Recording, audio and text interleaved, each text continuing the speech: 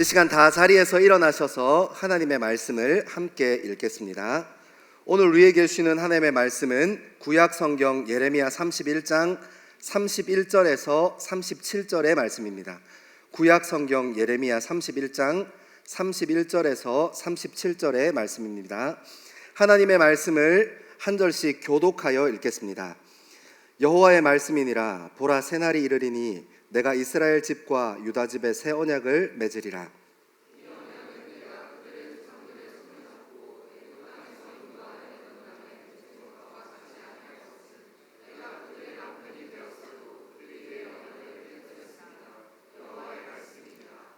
그러나 그날 후에 내가 이스라엘 집과 맺을 언약은 이러하니 곧 내가 나의 법을 그들의 속에 두며 그들의 마음에 기록하여 나는 그들의 하나님이 되고 그들은 내 백성이 될 것이라.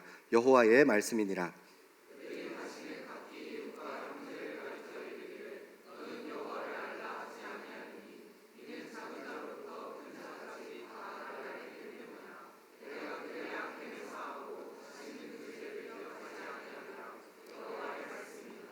여호와께서 이와 같이 말씀하셨느니라. 그는 해를 낮의 빛으로 주셨고 달과 별들을 밤의 빛으로 정하였고 바다를 뒤흔들어 그 파도로 소리치게 하였나니 그의 이름은 만군의 여호와니라.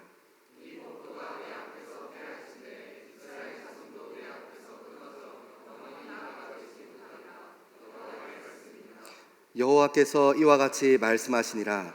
위에 있는 하늘을 측량할 수 있으며 밑에 있는 땅의 기초를 탐지할 수 있다면 내가 이스라엘 자손이 행한 모든 일로 말미암아 그들을 버리리라. 여호와의 말씀이니라. 아멘. 이 말씀은 살아계신 하나님의 말씀입니다. 아멘. 여러분 함께 새벽기도 합시다. 특세. 이 완악한 것, 이 완악한 사람들, 새벽기도 합시다.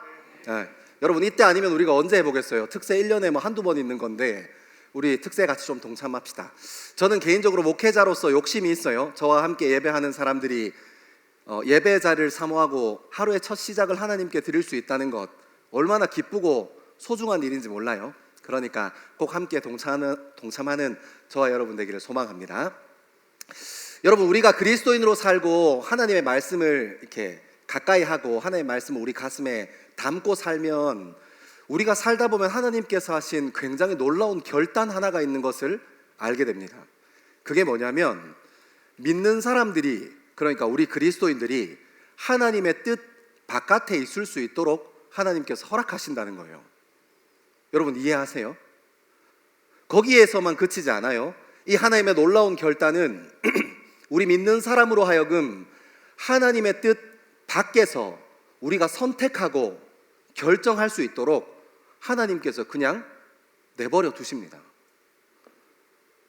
저는 이걸 보고 굉장히 하나님의 놀라운 결단이라고 믿어요. 그리고 여러분 이것을 신학적으로는 자유의지라고 얘기합니다. 내가 하나님의 뜻이 분명하지만 하나님께서 하나님의 뜻 바깥에서 우리가 하나님의 뜻 밖을 선택할 수 있고 그곳에 서 있을 수 있도록 내버려 두시는 것을 하나님께서, 그러니까 신학적으로는 자유의지라고 합니다. 많은 사람들이 자유의지를 오해하더라고요. 여러분, 저는 이 자유의지에 대해서 묵상하고 고민하고 정리하고 공부하면서 하나님의 놀라운 사랑의 뜻을 발견합니다. 여러분, 사랑은 내 틀을 가지고 상대방을 올가매지 않기 때문입니다. 이해하시죠? 사랑은 내 틀을 가지고 상대방을 해석하려고 하지도 않은 것이기 때문입니다. 여러분, 저는 청년사역하면서 굉장히 많이 질문받는 부분이 있어요. 이런 거예요. 선악을 알게 하는 나무의 열매에 대한 이야기가 창세기 3장에 나옵니다. 청년들이 저한테 와서 물어봐요. 목사님, 하나님께서 전지전능하시죠? 맞아요, 틀려요? 맞죠? 저는 예수님 처음 믿고 나서 하나님이 전지전능하시다길래 전지가 제 앞에 이름 두 글자랑 똑같거든요. 그래서 하나님 역시 좀 센스 있으셔 막 이렇게. 스님이 사실 제 이름 지어주신 건데 스님께서, 이거 제가 제 이름에 대한 비화 얘기 한번 했나요?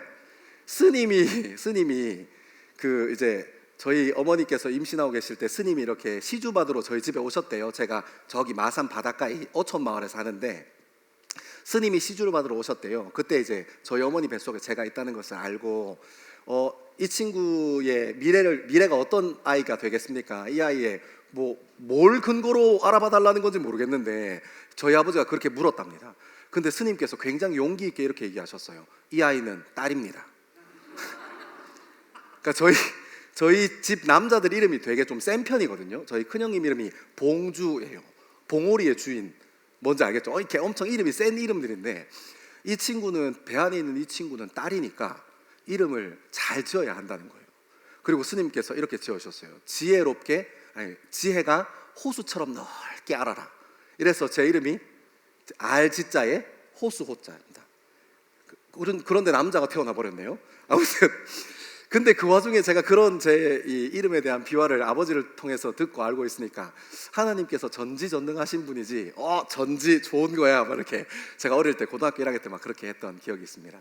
여러분, 전지하다는 표현은 모든 것을 다 안다는 말이에요. 이해하죠? 전능이란 말은 모든 것을 다 할 수 있는 분이라는 거예요. 맞습니다. 하나님께서 전지전능하십니다. 그러면 이제 청년들이 이렇게 저한테 묻습니다. 그러면요, 하나님께서 에덴 동산에 선악과를 지으실 때, 선악을 알게 하는 나무를 만드실 때 사람이 그거 따먹을지 몰랐어요? 라고 저한테 질문해요. 여러분, 그런 질문 한 번쯤 해보셨죠? 저는 그런 질문 되게 많이 받거든요. 그리고 뒤에 꼬리처럼 붙여서 이렇게 얘기합니다. 만약에 하나님께서 에덴 동산에 선악을 알게 하는 나무를 지으실 때 사람이 따먹을 걸 몰랐다면, 그러면 하나님이 전지하신 게 아니고 무지하신 하나님이잖아요. 그죠? 만약에 하나님께서 사람이 따먹을 걸 알고 에덴 동산에 그 나무를 심으셨다면 뭐예요? 우리 하나님 인성에 문제가 좀 있어요. 그죠? 여러분, 우리가 무엇을 궁금해하는 거예요? 그거 왜 거기에 뒀어? 하고 책임을 남한테 돌리고 싶은 거잖아요. 근데 사실 그 사건은 그렇게 보면 이해할 수 없어요. 하나님의 사랑의 관점에서 이해하면 금방 이해할 수 있어요. 여러분, 한번 그럼 생각해 봅시다. 에덴 동산에 선악을 알게 하는 나무를 하나님께서 만드시지 않으셨어요. 그럼 에덴 동산에 살아갔던 아담과 하와는 죄를 안 짓는 거예요? 죄를 못 짓는 거예요? 이거 이해하죠? 여러분, 에덴 동산에 만약에 선악을 알게 하는 나무가 없었다면 우리는 죄를 못 짓는 존재로 살아가요. 그러니까 우리가 하나님 앞에 올려드리는 사랑, 하나님 앞에 올려드리는 영광이 기계적일 수밖에 없다는 거예요. 적극적일 수 없고 능동적일 수 없죠. 여러분, 우리가 연애할 때도 어떻게 해요? 세상에 수많은 남자들의 입장에서는 세상에 수많은 자매들이 있지만 이제 내 인생의 여자는 이 사람 한 사람뿐이야.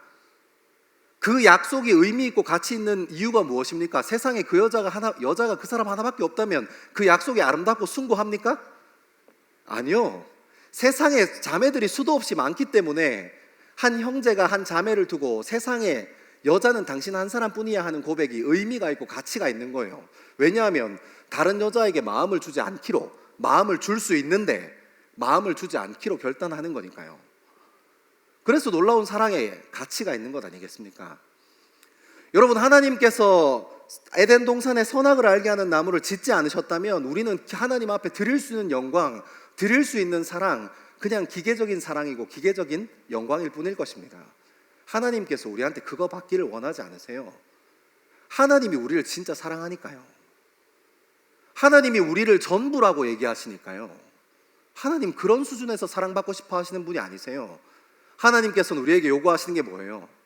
네가 죄를 선택할 수 있지만 그럼에도 불구하고 죄를 선택하지 않고 나를 사랑하는 것, 그거 진짜 하나님께서 원하시는 겁니다.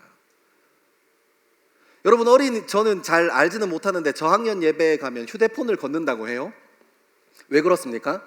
휴대폰 사용하는 것 때문에 주님께 예배 드리는 게 방해가 된다고 선생님들이 판단을 했고, 그리고 예배 드리는 그 아이들이 아직은 미숙한 존재라고 판단하니까 휴대폰 건는 거 아닙니까?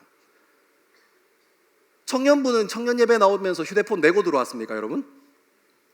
무엇이 더 가치가 있는 것을 알아요? 우리는 휴대폰을 가지고 있지만 하나님 앞에 예배 드릴 수 있는 사람으로 서 있는 게 훨씬 더 가치 있는 일입니다.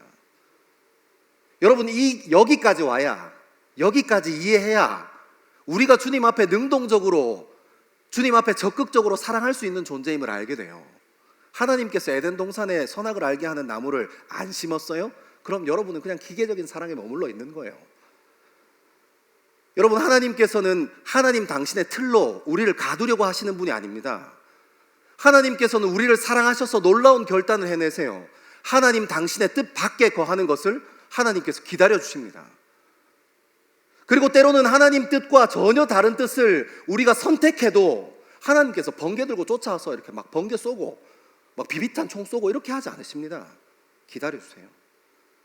여러분, 제가 이렇게 말씀드렸던 요 하나님의 사랑, 자기의 틀을 가지고 다른 사람을 얽어매려고 하지 않는 이 사랑, 여러분, 그리고 이 사랑이 위대한 이유가 무엇입니까? 사랑은 상대방이 나의 틀 안으로 들어와 주길 바라고 내가 선택한 것 안으로 들어와 주길 바라지만 그 사람이 스스로 선택할 수 있도록 인내하고 기다려주는 것이요. 하나님께서는 그 사랑을 실천하시고 이루시기 위해서 우리가 지난 5주 동안 언약에 대해서, 성경에 나오는 언약에 대한 이야기들을 쭉 찾아 읽어왔는데 그 안에도 동일하게 똑같은 클리셰의 이야기가 여기 안에 있습니다. 무엇을요? 이스라엘은, 아브라함은 여전히 하나님 바깥에 있고 싶어하는 존재고 그렇게 선택할 수 있는 존재입니다. 하지만 하나님께서는 자신이 감당하시는 언약을 갱신하시면서 끝까지 이스라엘 백성들을 포기하지 않으십니다. 사실 언약은 성경 안에 언약에 대해서 기록하고 있는 이야기는 한 10군데 정도 있어요.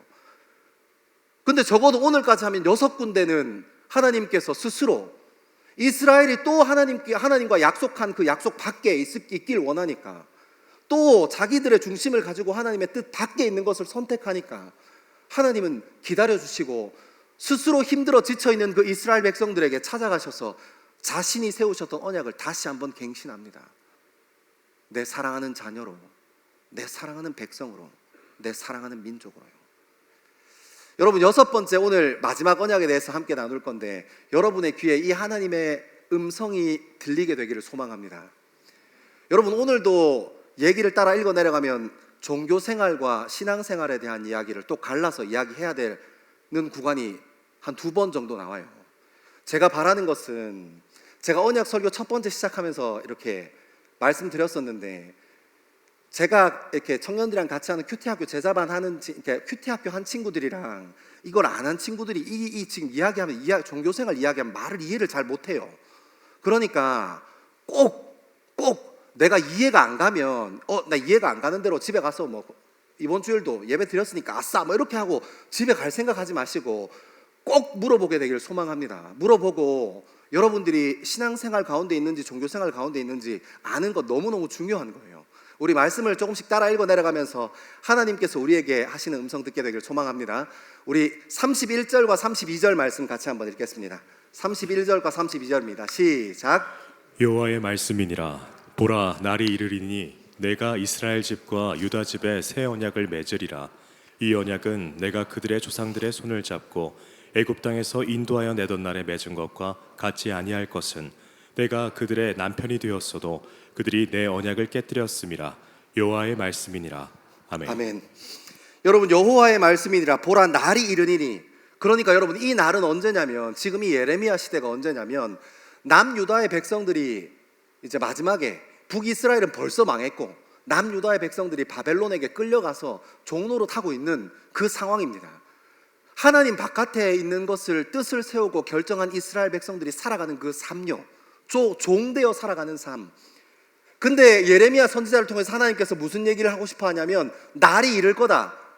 그 종생활의 끝이 있다. 너희들의 아픔과 너희들의 슬픔, 너희들의 절망과 좌절의 끝이 있다. 비록 너희들이 그것을 선택해서 하나님의 뜻 밖에 거하고 하나님의 뜻 밖의 것을 선택해서 너희들 삶에 그렇게 열매 맺은 것이지만 그것이 끝나는 날이 있다. 하나님께서 다시 찾아오시겠다는 거예요. 그 날이 이르리니 내가 이스라엘 집과, 그러니까 북이스라엘과 유다 집에, 남유다에 새롭게 하나님께서 언약을 맺을 것이다 얘기하는 겁니다. 여러분, 하나님께서 예레미야 선지자를 통해서 새 언약, 다시 한번 뜻밖에 있는 이스라엘 백성들을 찾아가서 새롭게 언약하시겠다고 얘기하는 겁니다. 여러분, 이 부분을 예수님께서 다시 한번 신약에 언급하세요. 누가복음 22장 19절 20절 말씀입니다. 누가복음 22장 19절과 20절 말씀 함께 읽겠습니다. 시작. 또 떡을 가져 감사기도 하시고 떼어 그들에게 주시며 이르시되 이것은 너희를 위하여 주는 내 몸이라 너희가 이를 행하여 나를 기념하라 하시고 저녁 먹은 후에 잔도 그와 같이 하여 이르시되 이 잔은 내 피로 세우는 새 언약이니 곧 너희를 위하여 붓는 것이라. 아멘. 여러분, 하나님께서 이스라엘 백성들을 애굽의 종노릇 할 때 그들이 선택한 화려한 문화, 그들이 선택했던 그 애굽의 강력해 보이는 전차 군대, 그 밑에서 살기를, 그 밑에서 안정감 누리기를 추구했던 이스라엘 사람들을 다시 불러내십니다. 그리고 하나님께서 시내산에서 언약을 세우시고 내 백성이다, 내 아내다, 우리는 부부다 하고 하나님께서 언약을 맺으신 이후에 광야에서 훈련시키시고 하나님의 백성으로 사는 방법을 훈련시키시고 그 땅에 집어넣으셨습니다. 근데 여러분, 어떻게 했어요? 이스라엘 백성들이 그 땅에서 하나님께서 통혼하지 마라 했는데 그 지역에 있었던 사람들과 통혼합니다. 하나님께서 헤렘, 그 정복해야 하는 그 땅을 진멸하라 하셨는데 이스라엘 백성들은 어깁니다. 그곳에 있었던 가축들을 빼앗고 짐승들을 빼앗아 만족하면서 살았습니다. 하나님 외에는 다른 신을 섬기지 말라 하셨는데 그 이방 땅에 있었던 풍요를 상징하는 수많은 신 앞에 머리를 조아리고 엎드렸습니다. 그래서 어떻게 됐습니까? 지파별로 경쟁하게 되고 지파별로 흩어져 버렸습니다.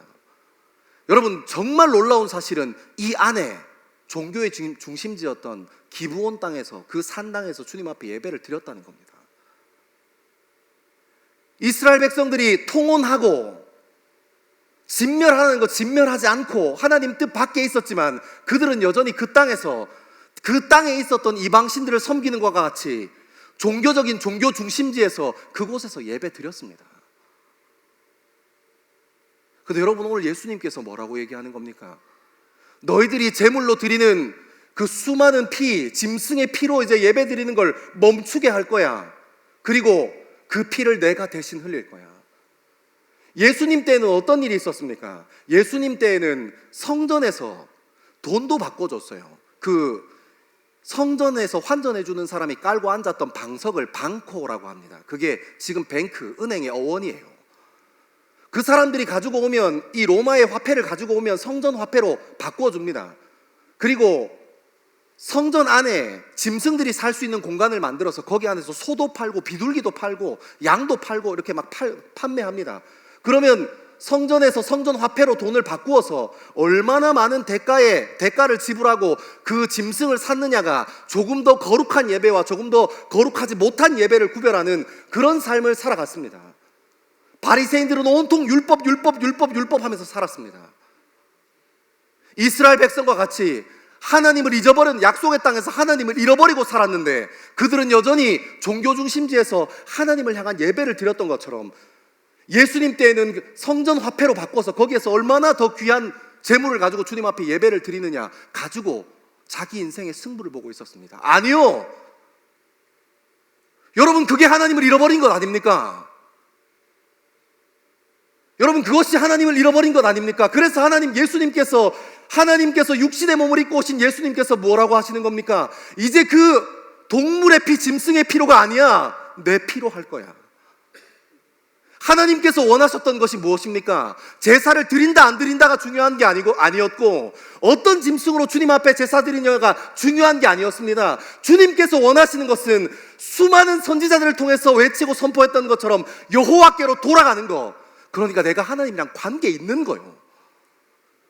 저와 여러분들이 얼마나 근사한 환경에서 주님을 예배할 수 있느냐, 얼마나 풍성한 사운드에서 주님을 예배하느냐가 아니라 그 가운데에서 주님을 예배하는 사람, 하나님과 인격적인 관계를 하는 사람인가 아닌가가 훨씬 더 중요한 문제라는 겁니다.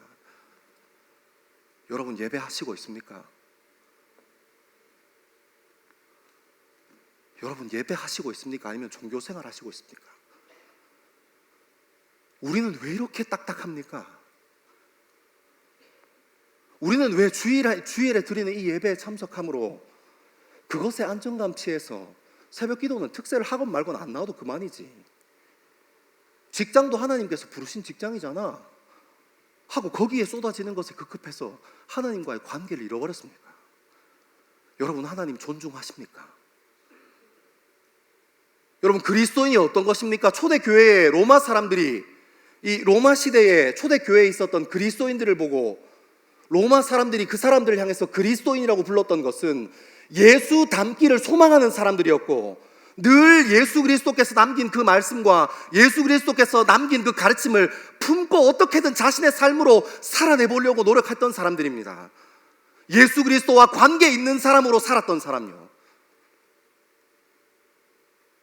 여러분, 우리는 일주일에 한 번씩 수천 명이 앉을 수 있는 이곳 글로리아 채플에서 예배 드립니다. 여러분, 저희 교회 청년부만큼 찬양 좋은 시스템을 갖추고 찬양하는 교회가 대한민국에 몇 개나 되겠습니까? 여러분은 여기 다니시니까 민감하지 않지만 저희가 다니고 있는 치유하는 교회는 저희 교단에서 15번째, 16번째 손가락에 들어가는 교회예요. 수도권 안에서 이렇게 모이는 교회는 10손가락 안에 들어가는 교회입니다. 여러분, 이곳에 모여서 주님이랑 관계하십니까? 여러분 정말 주님 존중하십니까? 내 생각은 쉬고 싶고 안고 싶고 눕고 싶고 하고 싶지만 주님께서 내게 마음 부어주실 때 여러분의 마음을 옮겨내시고 있습니까? 아니면 여러분들이 여러분의 삶의 주인이라서 그냥 하나님 이겨먹고 있습니까? 혹시 혈기가 난다면 혈기 나는 대로 행동하지 않습니까? 사랑하는 여러분, 여러분 정말 예배하고 있습니까? 우리가 더 좋은 환경을 갖추고 주님 앞에 나아가는 것이 중요한 것이 아니라, 더 많은 사람들이 모여서 주님 앞에 예배하는 것이 중요한 게 아니라, 우리 인생에 정말 중요한 것, 우리가 그리스도인이라는 정체성으로 살아가면서 정말 중요한 것은 그 하나님께서 기다리고 인내하시면서 버티고 계신 그 사랑의 틀 안으로 우리가 들어가는 것입니다. 우리가 세상의 가치를 선택할 수 있지만, 세상의 쾌락을 선택할 수 있지만, 그럼에도 불구하고 우리는 세상의 것 선택하지 않고 주님이 내 삶의 전부임을 고백하고 주님의 틀 안으로 들어가는 것이 그리스도인이라는 겁니다. 사랑하는 여러분, 교회 다니는 일에 안정감 누리게 되지 않기를 소망합니다. 이게 좀 웃기긴 하네요. 목사가 교회 다니는 일에 안정감 누리지 말라고. 열심히 와야 됩니다, 여러분. 갑자기 이게 수습을 못할 말은 또 하면 안 되니까. 예배 열심히 드립시다. 하지만 여러분, 제가 청년 공동체를 책임지고 있는 목회자로서 제가 꿈꾸고 소망하는 것은 우리 공동체 더 많이 모일 수 있어, 더 좋은 거 할 수 있지, 더 좋은 시설로, 더 좋은 조명으로. 아니요. 누가 어떤 마음의 상처를 가지고 어떤 환경과 어떤 상황 가운데 나왔던지 이 예배에 나온 사람이 우리가 할 수 있는 최선의 찬양을 가지고 주님과 교제하기를, 글로리아에서 정말 성심성의껏 준비한 그 찬양 가지고 주님과 교제하기를, 그 글로리아의 고백이 내 고백 중에 하나로 걸려지기를. 우리가 왜 여기서 이렇게 제가 소리 지르면서 막 이렇게 하는 겁니까? 여기에서 한 사람이라도 주님의 틀 안으로 자발적으로 들어가는 사람이 세워지기를. 스스로 아무든지 나를 따르려거든 자기의 십자가를 지고 따르라고 하는데, 세상 사람들은 다 자기 십자가 벗고 싶어 합니다. 가벼운 것으로 만들어 달라고 하고, 이왕 지고 가야 하는 거면 화려한 것으로 만들어 달라고 합니다. 아니요, 우리는 예수께서 지신 그 십자가, 그리고 예수께서 허락하신 내 십자가 지는 삶, 저희 목회자들이 해야 될 게 뭐겠습니까? 그거 돕는 것 아니겠습니까? 사랑하는 여러분, 저와 여러분의 마음 가운데 예수 그리스도와 관계가 세워지기를 소망합니다. 삶의 한 절이라도 그 마음을 아는 것이요, 내가 노래하고 내가 얘기하듯이 그 주님의 마음이 내 삶에 거하는 것이요, 10번 중에 9번은 내 의대로, 내 고집대로, 내 욕심대로 살아도 10번에 한 번이라도, 삶의 한 절이라도 그 마음 기억하는 삶. 사랑하는 여러분, 오늘 이 언약의 말씀 앞에서 하나님께서 우리에게 초청하십니다. 다시 내 사랑의 틀 안으로 들어와라. 다시 한번 내 사랑 안에서 관계하자. 주님 기다리십니다.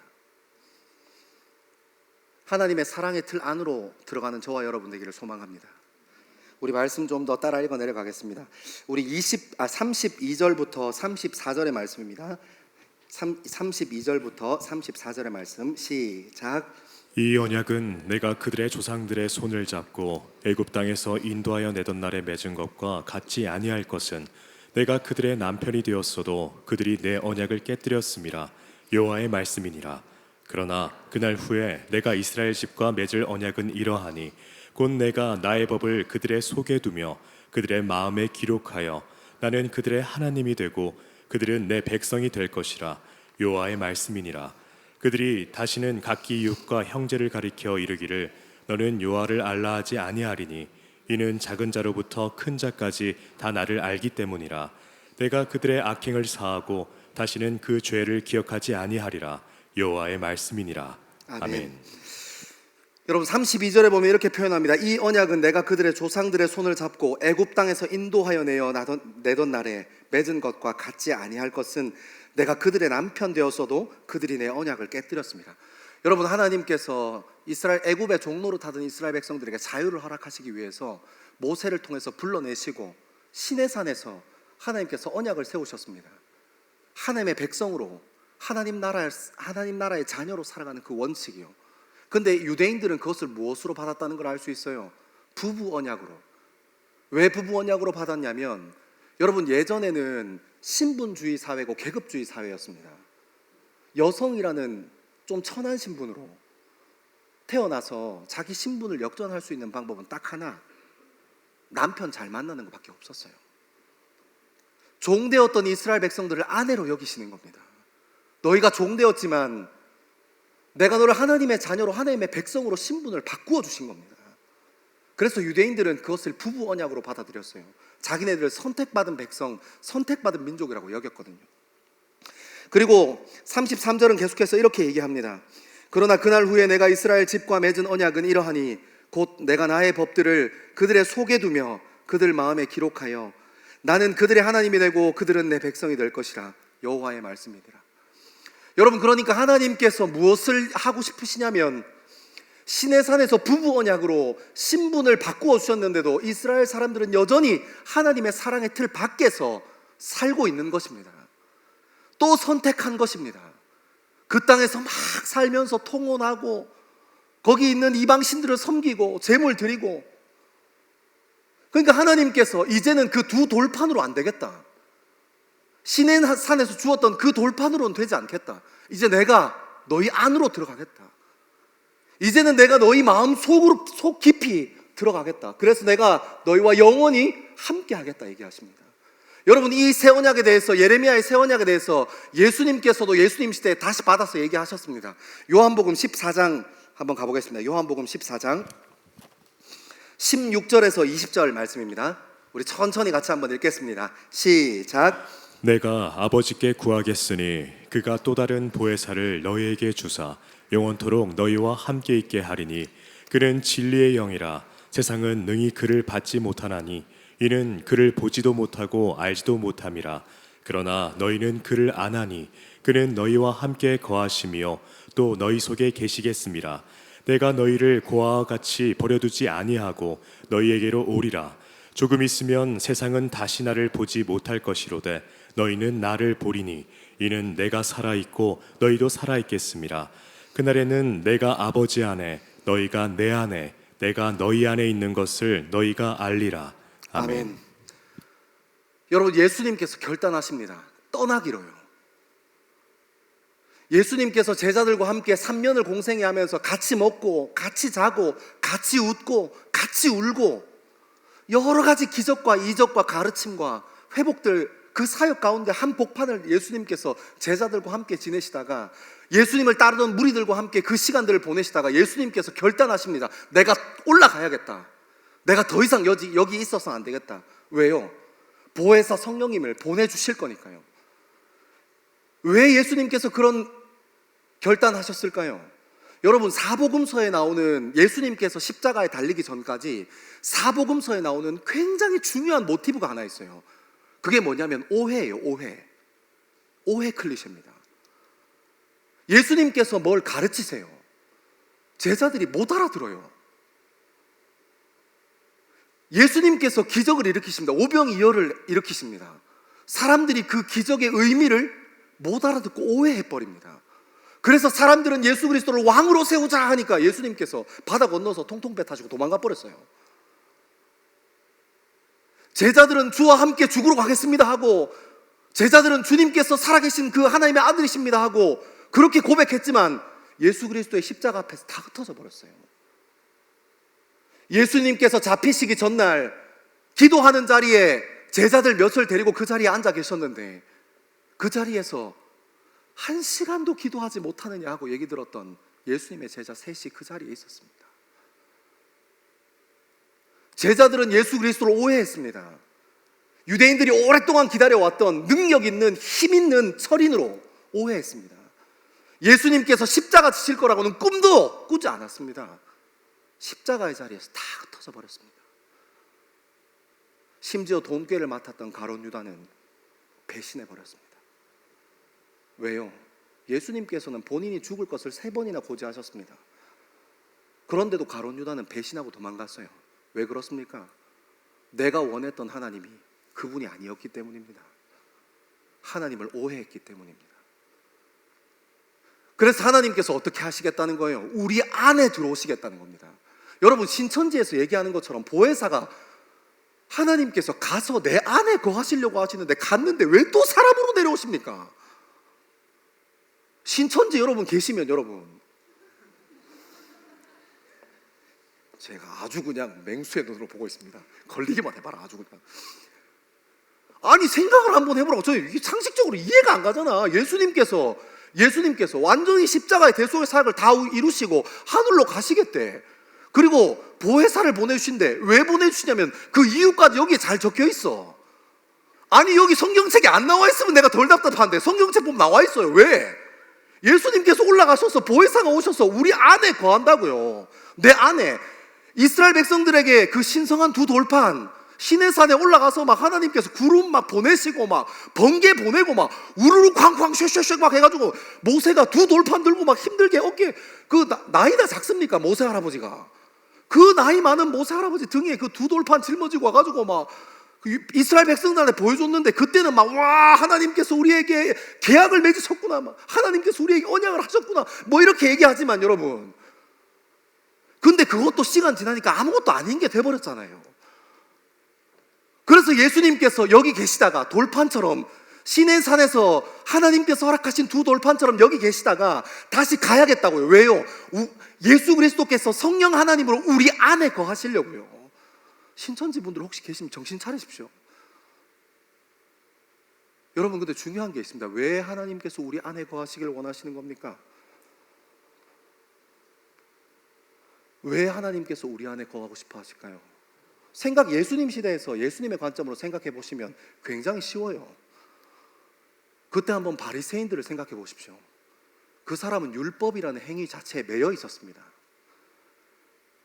내가 율법을 얼마나 완성도 있게 지킬 수 있었냐, 내가 얼마나 그 율법을 남들보다 탁월하게 수행할 수 있었냐가 믿음의 척도였어요. 사두개인은 어떻습니까? 혈통으로 난 사람들이잖아요. 제사장 집단이잖아요.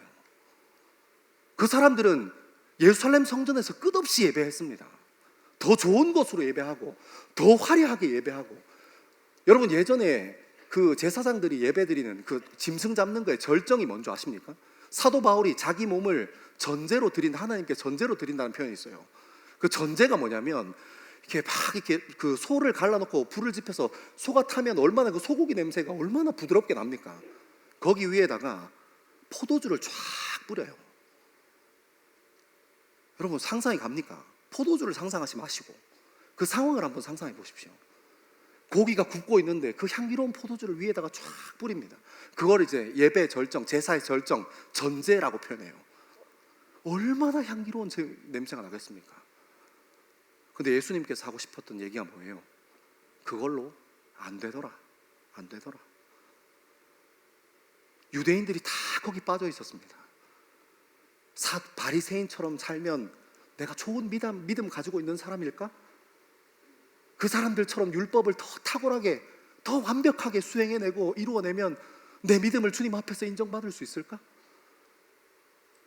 저 사두개인처럼 저렇게 성전에서 드려지는 제사를 다 까놓고, 와, 이거 1년 벌어도 못 사는 황소 한 마리 다 까서 매일마다 그 위에 포도주를 쫙 뿌리면서 많은 사람들이 그 향기에 감동하고 그 향기에 취해서 하나님께서 영광 받으시면 좋겠습니다 하고 하는 그 형식에서 하나님은 그들과 관계할 수 없음을 깨달으신 겁니다.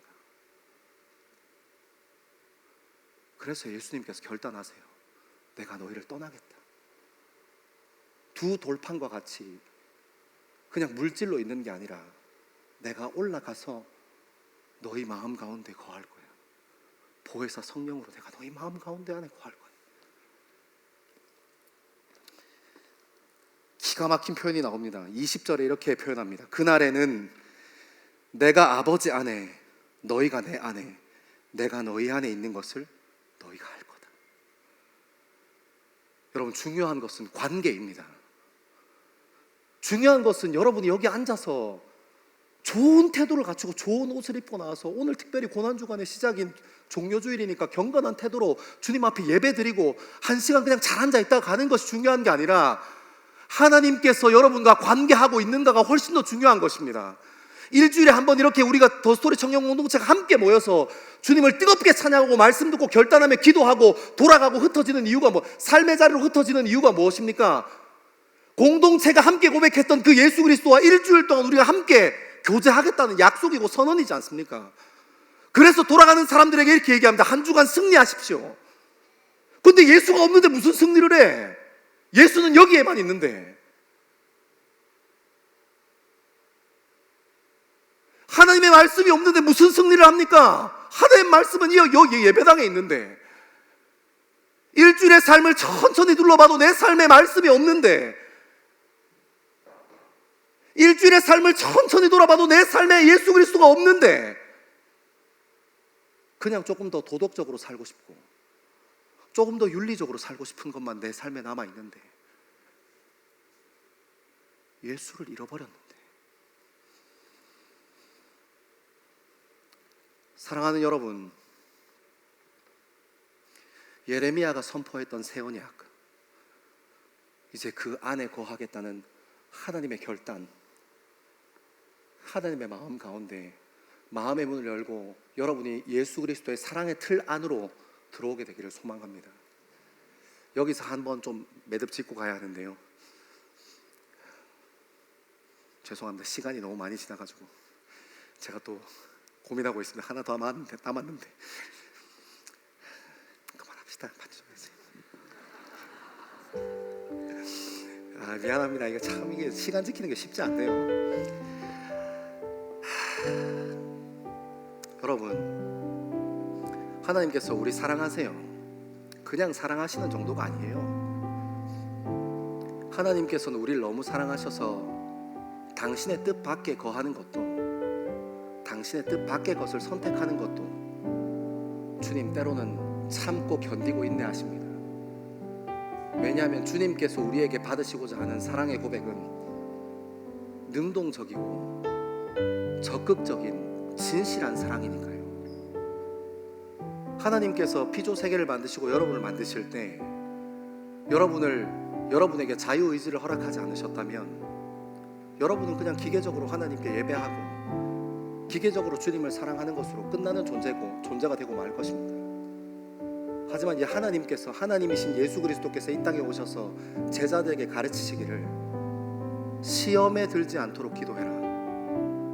언제나 시험에 들 수 있는 존재로 우리를, 그 가능성을 열어주신 겁니다. 그분의 뜻과 전혀 상반되는데도요. 하지만 그 시험을 선택하지 않고 세상의 가치를 선택하지 않고 예수 그리스도 당신을 선택하시도록 기다려주시는 겁니다. 다만 악에서 구하옵소서 하고 기도해라. 여러분, 우리가 살다 보면 그렇게 살려고 살았던 건 아닌데 정신 차려 보니까 악의 구렁텅이 안에, 죄 안에, 악 안에 있을 때가 있습니다. 예수 믿는다고 악 안에 빠지지 않는 건 아닙니다. 악이 없어지는 것이 아닙니다. 여전히 우리 삶 가운데 있습니다. 그때 무엇을 구하라는 겁니까? 악에서 구하옵소서. 내가 정신 차려 보니까 악 안에 있다면 구해달라고 기도해라. 왜요? 하나님이 대책이 있으니까요. 우리가 읽지 않았던 35절부터 37절까지는 막 어렵게 장황하게 막 적혀 있지만 한번 쭉 읽어보고 연습장에 한 줄 두 줄로 적어보면 금방 압니다. 하나님은 대책이 있어. 우리에게는 대책이 없지만 하나님에게는 방법이 있어. 하나님께서는 우리가 하나님께 붙들리게 되기를 소망하시는 겁니다.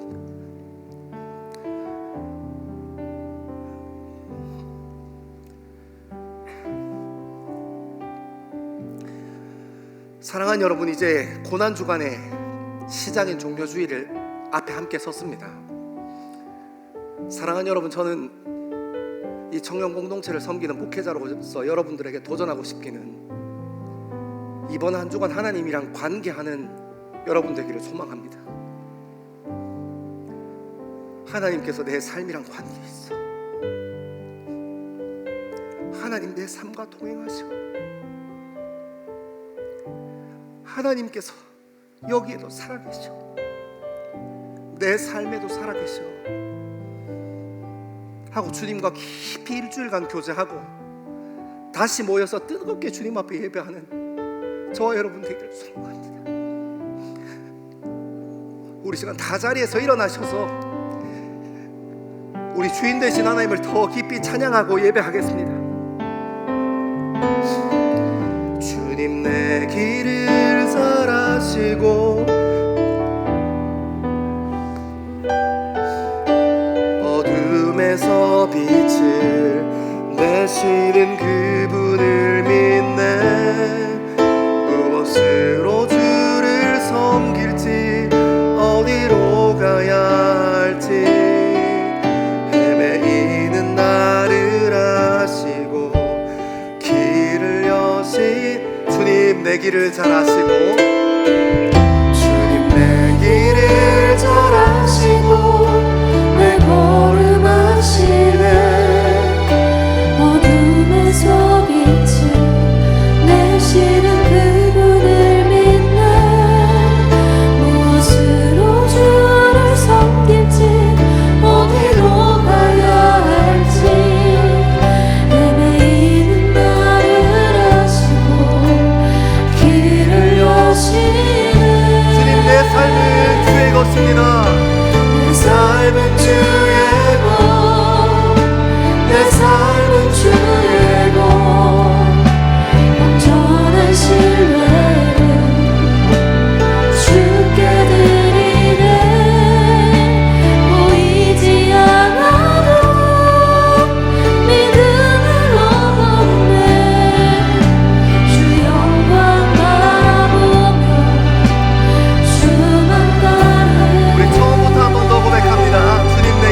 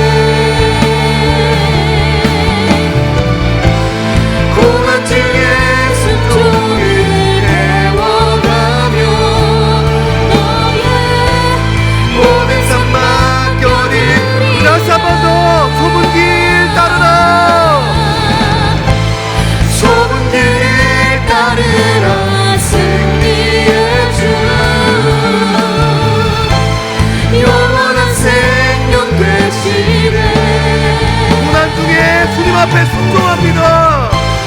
고난주의 순종을 배워가며 너의 모든 선물 맡겨드리라. 내 삶은 주의 것, 내 삶은 주의 것, 내 삶은 주의 것. 온전한 신뢰 주께 드리네. 보이지 않아도 믿음으로 걷네. 주 영광 바라보며 주만 따라. 우리 마지막으로 한 번 더 고백합시다. 내 삶은 주의 것, 내 삶은 주의 것. 온전한 신뢰 주께 드리네. 보이지 않아도 믿음으로 걷네. 주 영광 바라보며 주만 따르네. 내 삶은 주의 것, 내 삶은 주의 것. 주님 정말입니다. 온전한 신뢰를 주님 정말 주께 드리네. 보이지 않아도 믿음으로 걷네. 주 영광 바라보며 주만 따르네. 사랑하는 젊은 그리스도인들, 오늘 이 날에 단 한 가지 놓고 함께 기도하기를 소망합니다. 우리 마음 가운데 형식과 종교의식이 무너지고 주님 당신이 정말 내 노래 되게 주님 도와주십시오. 주님 당신과 깊이 있는 관계하며 주님 앞에 나아갈 수 있게 도와주십시오. 하나님, 내 삶에 예수 그리스도가 없다면 다시 한번 우리의 젊음을 돌이켜 주님 부르시는 우리 공동체 될 수 있도록, 우리의 젊음이 될 수 있도록 우리 이 시간 주의 이름 크게 세 번 외치고 함께 기도합니다. 주여, 주여, 주여.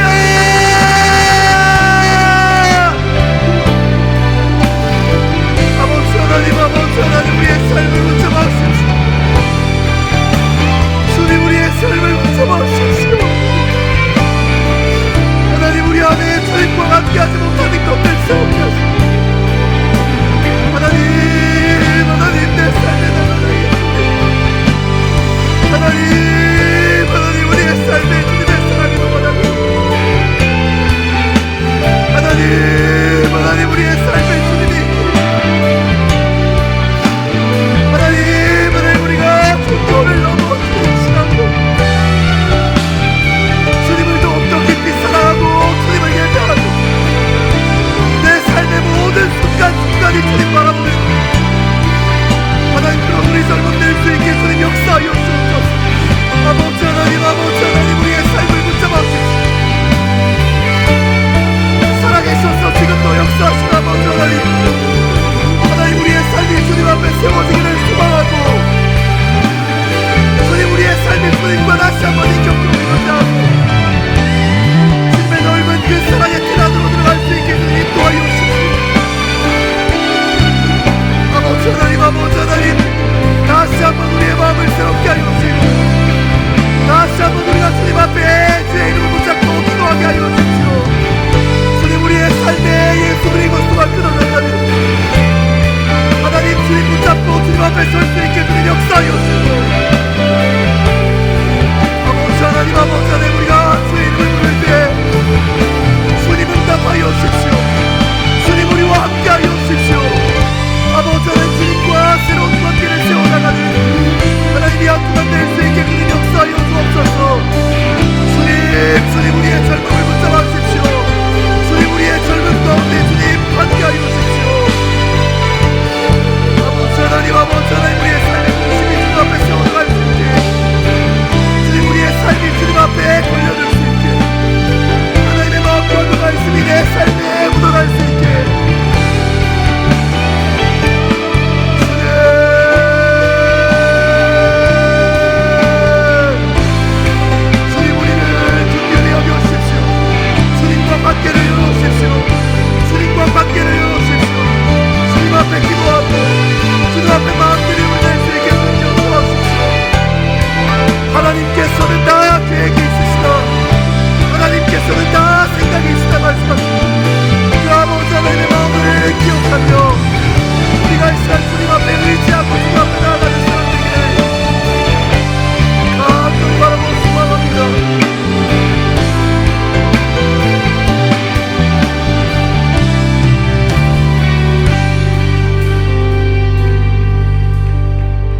시간 잠잠히 한 번 더 기도하실 때는 성령 하나님의 인도하심을 구하시며 함께 기도하길 원합니다.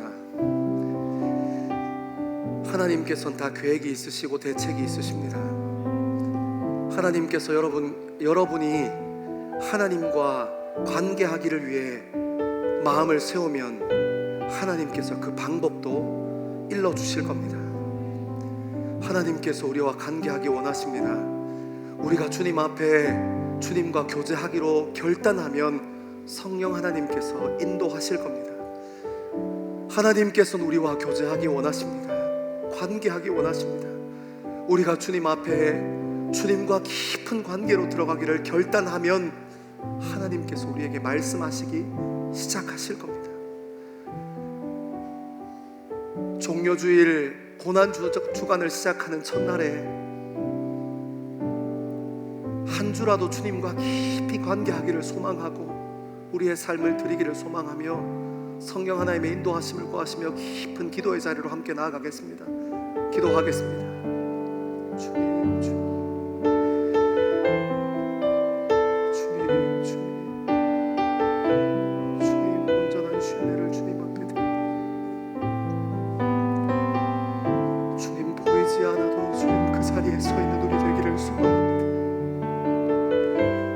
보이지 않아도 주님과 함께 동행하는 우리 되어지기를 소망합니다. 주님 우리에게 지혜를 더하여 주십시오. 주님 우리에게 지혜를 더하여 주십시오. 하나님의 그 한없는 사랑하심이 우리의 삶을 체험해 하시고 견디시고 인내하시고 기다리시는 그 놀라운 사랑이 우리의 삶을 채워갈 수 있게 주님 더하여 주십시오. 주님 우리를 붙잡아 주십시오. 주님 우리를 붙잡아 주십시오. 아버지 하나님 우리의 삶을 붙잡아 주십시오. 주님 우리의 자녀이 주님의 것임을 다시 한번 기억하고 주님 앞에 우리의 삶을 내어드리기 원합니다. 주님 우리의 삶을 주님 앞에 내어드리기 소망합니다.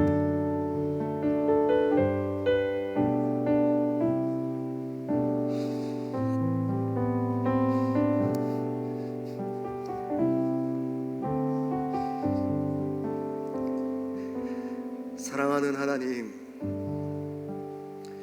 하나님 뜻밖에 거하고자 했던 이스라엘 백성들을 한결같이 인내하고 그 사랑으로 기다리시며 그들이 세상의 것들로 그들의 삶 가운데 열매 맺었을 때에 하나님께서 직접 그들 삶 가운데 찾아가셔서 그들을 새롭게 하시고 언약 맺으신 하나님을 기억합니다.